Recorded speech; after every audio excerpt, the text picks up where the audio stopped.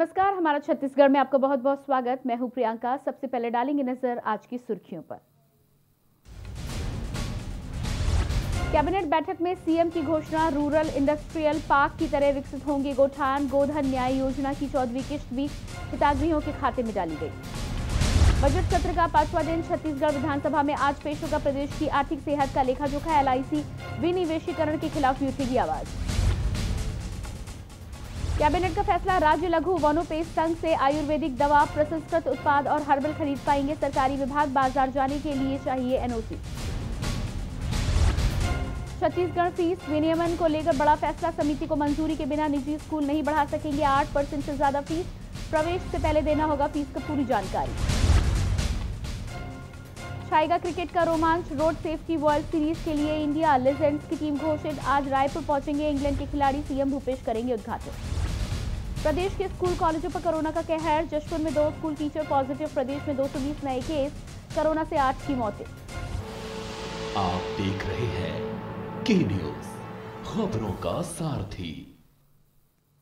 Bulletin की शुरुआत करते हैं। मस्तूरी क्षेत्र में शासकीय जमीन अधिग्रहण करने का मामला थमने का नाम नहीं ले रहा। मस्तूरी भनेश्वर के बाद अब ग्राम पंचायत केवतारा में शासकीय जमीन पर कब्जा करने का नया मामला सामने आया है, जहां ग्रामीणों ने आरोप लगाया है कि ग्राम केवतारा निवासी 2 व्यक्तियों ने गांव के कई शासकीय जगहों पर बेजा कब्जा किया है। आपको बता दें कि ये जमीन बेचने का खेल 10 वर्ष पूर्व से चल रहा है, जिसमें अभी तक कोई भी कार्रवाई नहीं की गई है। जमीन परवीर चौहान और अशोक ये मन हरपत है महाराज, और बाकी गिटी पत्थर लेके जबरदस्ती ठेंगा धर के और कुढ़वा से मोर जमीन में मोर पुरखवती जमीन है साहब। ग्राम पंचायत केवतारा में सोहान अशोक और परवी जो पूर्व सरपंच था, उन्हीं ने कई जगह पे कब्जा किया है और कई घरों को ज़मीन को बेचकर घर बना दिए हैं और कई इंसान के पास से पैसा भी लिए हैं। बलरामपुर जिले के शंकरगढ़ विकासखंड में इंग्लिश मीडियम स्कूल का शुभारंभ होने जा रहा है। आपको बता दें कि जिला कलेक्टर के द्वारा स्थान सुनिश्चित कर लिया गया है और स्कूल का संचालन इसी साल से किया जाएगा। आपको बता दें कि संचालन शंकरगढ़ विकासखंड के कन्याशाला परिसर में होना है।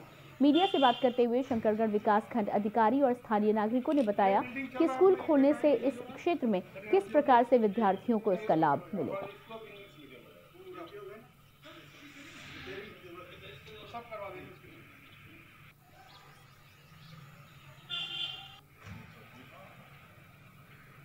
ये बिल्डिंग चल रहा है अपना, ये कहाँ के लिए जो रहा उपयोगी है सर। ये इसको करो यार। उत्कृष्ट अंग्रेजी माध्यम विद्यालय खुलने जा रहा है, जिसमें कक्षा 1 से लेकर 12वीं तक की कक्षाएं संचालित होंगी। इसकी पूरी तैयारी चल रही है। कल हमारे जिला के मुखिया माननीय कलेक्टर साहब आए हुए थे और जायजा लेके गए हैं और निर्देशित करके गए हैं कि कहाँ पे क्या होना चाहिए। उस हिसाब से आज से काम भी प्रारंभ कर दिया गया है और जल्द ही सारी तैयारियां पूर्ण कर ली जाएगी, जिससे कि अगले सत्र में ये कक्षा 1 से लेकर 12वीं तक की ये स्वामी आत्मानंद उत्कृष्ट अंग्रेजी माध्यम विद्यालय का संचालन किया जाए। अगले महीने शुरू हो रहे रोड सेफ्टी वर्ल्ड सीरीज के लिए इंडिया लेजेंड्स टीम की घोषणा हो गई है। इस टीम में मास्टर ब्लास्टर सचिन तेंदुलकर की कप्तानी में 12 खिलाड़ियों के नाम सामने आए हैं। सीरीज में हिस्सा लेने के लिए इंग्लैंड लेजेंड्स के खिलाड़ी रायपुर पहुंच चुके हैं। सीरीज के सभी मैच नवा रायपुर के शहीद वीर नारायण अंतर्राष्ट्रीय क्रिकेट स्टेडियम में होने वाले हैं।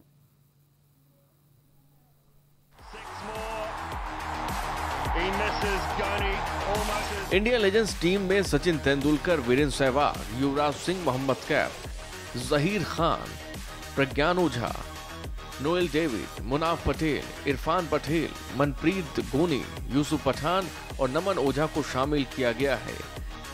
बताया जा रहा है कि अंतर्राष्ट्रीय क्रिकेट से संन्यास की घोषणा के बाद नमन ओझा पहली बार इस टूर्नामेंट में शामिल हो रहे हैं। बताया गया है कि टीम सोमवार मंगलवार तक रायपुर पहुंच जाएगी और आज से विदेशी टीमों का रायपुर आना भी शुरू हो रहा है। इंग्लैंड लेजेंड्स की टीम 26 फरवरी को शाम 6:45 पर दिल्ली से रायपुर पहुंचेगी। रायपुर की कनेक्टिंग फ्लाइट लेने से पहले वे लंदन से दिल्ली के लिए उड़ान भरेंगे। वहीं बांग्लादेश की टीम भी 27 फरवरी को शाम 4 बजे कोलकाता से रायपुर पहुंचेगी। रायपुर की कनेक्टिंग फ्लाइट लेने के लिए वे ढाका से कोलकाता आएंगे। सीरीज का उद्घाटन मुकाबला 5 मार्च शाम 7 बजे इंडिया लेजेंड्स और बांग्लादेश लेजेंड्स के बीच होगा। मुख्यमंत्री भूपेश बघेल इसका उद्घाटन करने वाले हैं। रोड सेफ्टी वर्ल्ड सीरीज की शुरुआत पिछले साल हुई थी। कोविड-19 महामारी के कारण 11 मार्च को टूर्नामेंट को स्थगित कर दिया गया था। उसके 4 मैचों का आयोजन हो सकता था। अब इसके बाकी बचे मैचों का आयोजन रायपुर के शहीद वीर नारायण सिंह अंतर्राष्ट्रीय स्टेडियम में होगा। इस स्टेडियम की क्षमता 65,000 दर्शकों की है, लेकिन कोरोना प्रतिबंधों की वजह से 50% क्षमता के साथ ही मैच आयोजित होंगे। इस टूर्नामेंट में 6 देशों इंग्लैंड, दक्षिण Africa, Sri Lanka, West Indies, Bangladesh, मेजबान भारत की टीमें हिस्सा लेंगी। इस टूर्नामेंट में सर्वकालिक महत्तम बल्लेबाजों में शुमार सचिन तेंदुलकर के साथ Virender Sehwag, Brian Lara, Brett Lee, Tillakaratne, Dilshan और जोटी रूट जैसे दिग्गज क्रिकेटर्स अपना जौहर दिखाएंगे। स्वास्थ्य अधिकारियों ने इस सीरीज के दौरान कोरोना के खतरे को कम करने के लिए व्यापक तैयारियां की हैं। स्वास्थ्य विभाग की एक जांच टीम रायपुर हवाई अड्डे पर तैनात की गई है। खिलाड़ियों के रायपुर पहुंचते ही उनकी कोविड स्क्रीनिंग होगी। वहीं टीम को 1 सप्ताह की क्वारंटीन करने की भी योजना है। होटल को पहले ही बायो बबल जोन घोषित कर बाहरी लोगों की आवाजाही प्रतिबंधित की जा चुकी है। स्पेशल डेस्क के न्यूज इंडिया।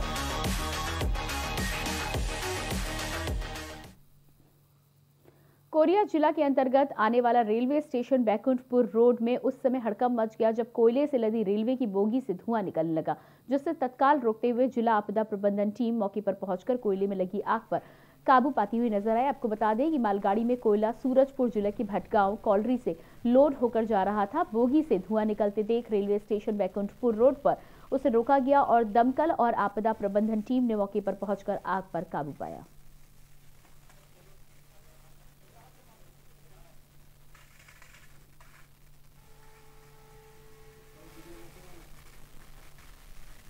फ़ोन आया कि सब एक गाड़ी सूरजपुर तरफ से आ रही है और उसमें कोयले में आग लगी हुई है, तो फायर ब्रिगेड लेके आए। ये सूचना मिलने पर तत्काल अपन वहाँ से निकले और जैसे ही यहाँ पर पहुँचे उसी समय गाड़ी एंटर हो रही थी।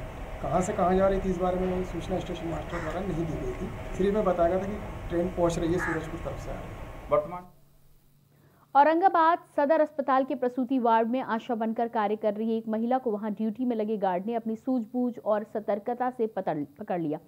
सदर अस्पताल इस बार बच्चा चोरी तथा बच्चे की अदला बदली से बच गया। गौरतलब है कि सदर अस्पताल के गार्ड ने प्रसूति वार्ड में सुबह से एक महिला की गतिविधि संदिग्ध पाते हुए उसकी निगरानी की। गार्ड ने देखा कि उक्त महिला प्रसूति वार्ड की महिला मरीजों से काफी घनिष्ठता बढ़ा रही है और उनसे जन्मे बच्चे को लेकर घुलने मिलने का कार्य कर रही है। सदर अस्पताल पहुंची पुलिस ने आशा बनकर कार्य कर रही महिला को हिरासत में लेकर थाना पहुंचा दिया है, उससे पूछताछ कर रही है। गौरतलब है कि सदर अस्पताल में बच्चा चोरी और बच्चे की अदला बदली का मामला सुर्खियों में आया है। ये कार्य प्रसूति कक्ष में आशा और ममता बनकर कार्य करने वाली महिलाओं पर लगा है और ऐसे ही घटना फिर से घटित होती इससे पूर्व आशा बनकर कार्य करने वाली महिला को पकड़ लिया गया।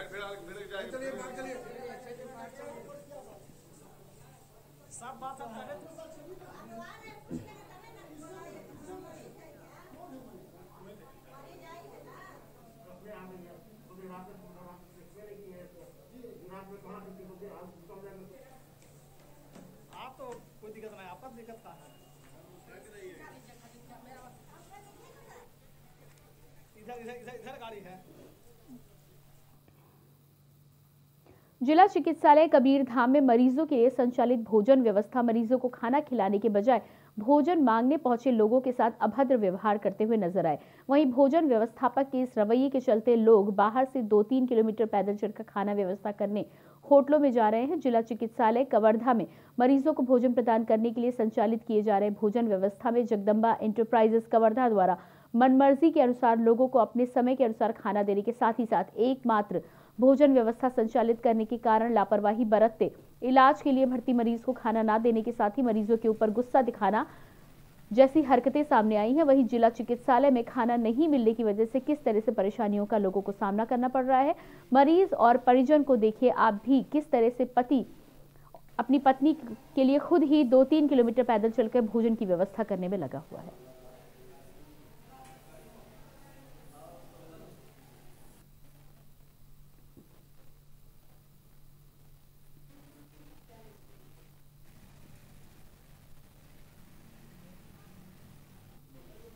जिला चिकित्सालय में भोजन की व्यवस्था की देखरेख सिविल सर्जन द्वारा निरंतर की जा रही है और यदि उसमें कोई गुणवत्ता में कोई कमी है तो उसकी जांच करवा लेंगे।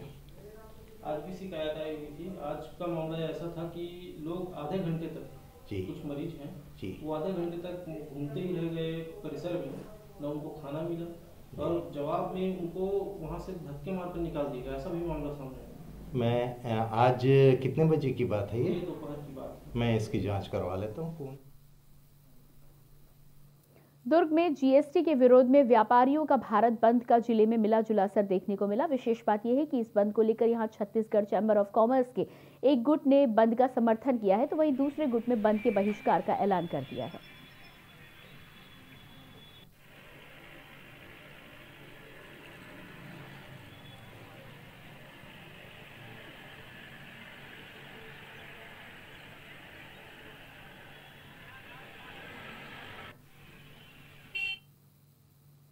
जांजगीर चांपा जिले के बलोदा ब्लॉक में ग्रामीणों के विरोध के बाद भी कोल वाशरी स्थापना के लिए जन सुविधाएं पूरी हो गई है। महावीर कोल वाशरी द्वारा तीसरी वासुरी इकाई इंस्पायर इंडस्ट्रीज प्राइवेट लिमिटेड द्वारा स्थापित करने की तैयारी में है। वहीं जन सुनवाई में एडिशनल कलेक्टर के साथ पर्यावरण विभाग के अधिकारी भी मौजूद रहे। कोल वाशरी की स्थापना 8.43 हेक्टेयर में प्रस्तावित है। प्रबंधन ने वेक्स टाइप कोल वासरी 0.99 मिलियन टन प्रतिवर्ष का लक्ष्य रखा है, लेकिन ग्रामीणों ने कोल वासरी पर वादा खिलाफी करने का, नौकरी नहीं देने का, पर्यावरण को प्रदूषित करने और कंपनी के वाहनों से दुर्घटना होने के साथ साथ सीएसआर मद का ग्रामीण क्षेत्र के विकास में उपयोग नहीं करने का आरोप लगाया है। वहीं कुछ ग्रामीणों ने कोल वासरी के नए यूनिट लगाए जाने का समर्थन भी किया है।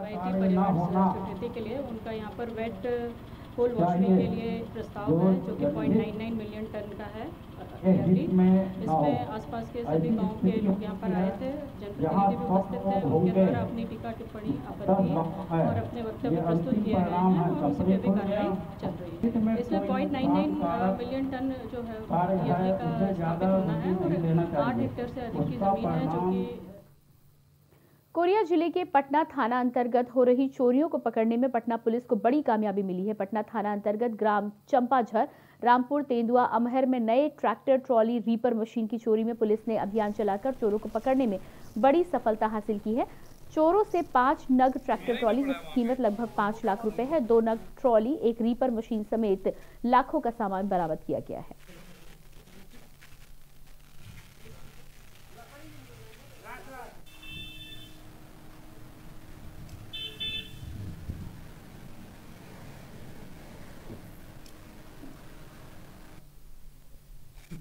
साहब इसमें सबसे पहले हमारे पास ट्रॉली चोरी आरोपी खबर एक कंप्लेन आई नवंबर में 2020 में। उसी टाइम पे टीम बना के तफ्तीश की जा रही है। उसके बाद कुछ कंप्लेन हमें जनवरी में प्राप्त हुई। हमने मुखबिर अपने बैठा लिया और उसके बाद 3 आरोपियों को, 3 संदिग्धों को से उनको उठा के पूछताछ की गई। उसके बाद खुलासा हुआ कि वो एक गिरोह बना के ये चोरी कर रहे थे।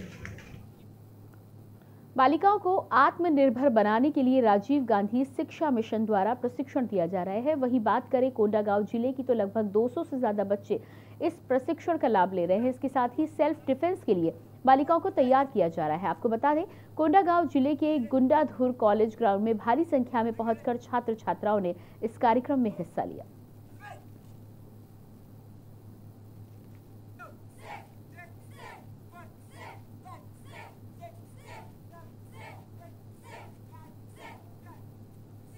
के लिए सिखाया जा रहा है। अभी रेप केस हो रहे हैं तो उसी के लिए लड़के अपनी आत्म सुरक्षा के लिए कराए जा रहे हैं। तो इसमें इनको रोजगार भी दिया जाएगा सर। ये राजीव गांधी शिक्षा मिशन के तहत इनको 3 स्कूल में जाके, गवर्नमेंट स्कूल में जाके इन लोग सिखाएंगे।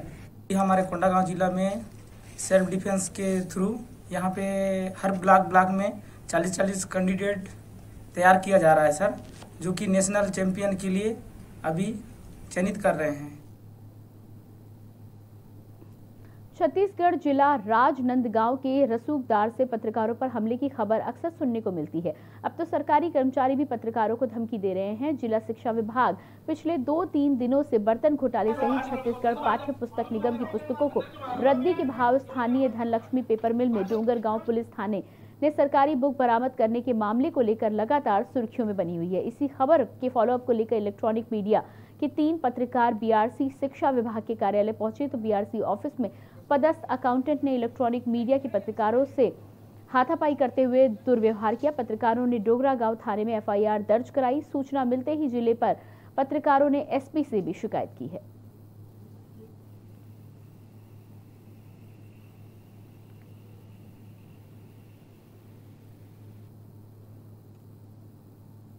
को बेचे जाने की खबर लगभग प्रमुखता से मीडिया में चलाई जा रही थी। उसी की खबर के लिए कवरेज के लिए हम लोग गए थे डोंगरगांव। तो वहाँ जो डोंगरगांव बीआरसी भवन में हमने देखा कि वहाँ एक अकाउंटेंट बैठे थे, उनके साथ में कंप्यूटर ऑपरेटर भी बैठे थे। हमने विनम्रतापूर्वक अपना परिचय देकर के उनसे बात करना चाहा। हमारे पत्रकार साथी कमलेश सिमनकर और विपुल कन्हैया सहित 3 पत्रकार आज किताबों को जो सरकारी किताबें थी उसको कबाड़ी में बेचे जाने के मामले की खबर बनाने के लिए डोंगरगांव बीआरसी भवन गए थे, जहां पर बीआरसी के विभाग में पदस्थ एक अकाउंटेंट है, उन्होंने इनके साथ में मारपीट किया है, मोबाइल छीना है और बदतमीजी किया है। शिकायत प्राप्त हुआ है, डोंगरगांव थाने का मामला है। कहीं पर वहाँ का लेखपाल जो है उसके द्वारा जो दुर्व्यवहार किया गया है तो उसका संज्ञान में लेते हुए हम लोग उसे कार्रवाई किया है। खबरें अभी और भी हैं, लेकिन उससे पहले लेंगे एक छोटा सा ब्रेक।